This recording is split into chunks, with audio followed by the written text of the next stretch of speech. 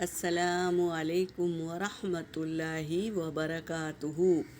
سورۃ النساء آیت نمبر 142، 143 اور 144 کی تلاوت کر رہی ہوں۔ اعوذ باللہ من الشیطان الرجیم، بسم اللہ الرحمن الرحیم۔ ان المنافقین يخادعون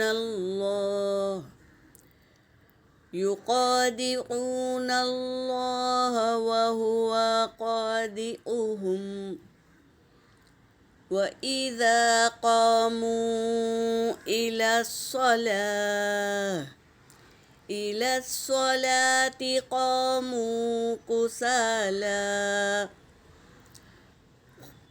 قاموا كسالى يراءون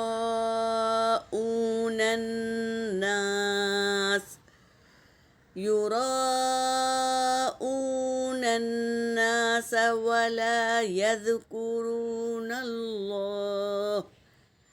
ولا يذكرون الله إلا قليلا، مذبذبين بين ذلك لا إله هؤلاء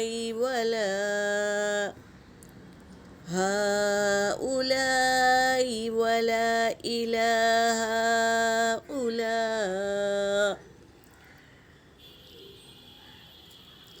ومن يضلل الله فلن تجد له سبيلا۔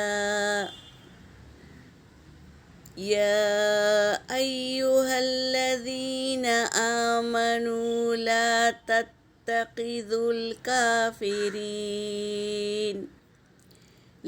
تتخذوا الكافرين أولياء من دون المؤمنين،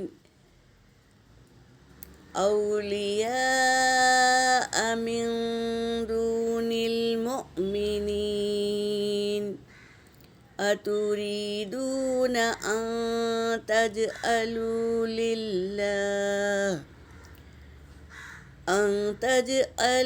لله عليكم سلطانا مبينا۔ صدق اللہ العلی العظیم۔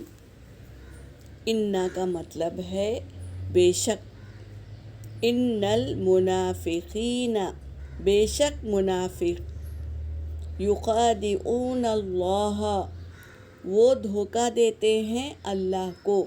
کون؟ منافق اللہ کو دھوکہ دیتے ہیں۔ وَهُوَ خَادِعُهُمْ تو وہ بھی دھوکہ دے گا انہیں۔ کون؟ اللہ بھی دھوکہ دے گا انہیں۔ کیوں؟ کیونکہ وہ اللہ کو دھوکہ دے رہے ہیں۔ وَإِذَا کیسے وہ دھوکہ دیتے ہیں اس بات سے سمجھیں گے۔ وَإِذَا قَامُوا اور جب وہ کھڑے ہوتے ہیں، قوف میم واو قامو، تو وہ کیا کرتے ہیں؟ کھڑے ہوتے ہیں۔ الی الصلاۃ نماز کی طرف، قاموا کھڑے ہوتے ہیں، کسالى تو سستی سے کھڑے ہوتے ہیں۔ تو سستی کرنا، نماز میں سستی کرنا منافق کی نشانی ہے۔ تو ہمیں منافقت سے بچنا ہے، ہمیں سستی نہیں کرنا ہے۔ تو وہ کھڑے ہوتے ہیں نماز میں تو سستی کرتے ہیں۔ یراؤون الناس وہ دکھاتے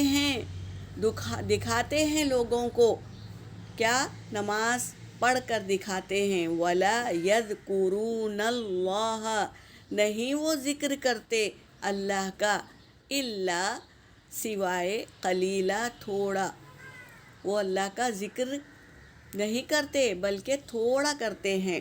تو مثال کے طور پہ کوئی ہمارے گھر مہمان آ گئے اور ہم نماز پڑھ رہے ہیں تو اس مہمان کو دکھانے کے لیے ہم کیا کرتے ہیں، نماز کو اچھی طریقے سے پڑھتے ہیں. کیونکہ ایک انسان دیکھ رہا ہے.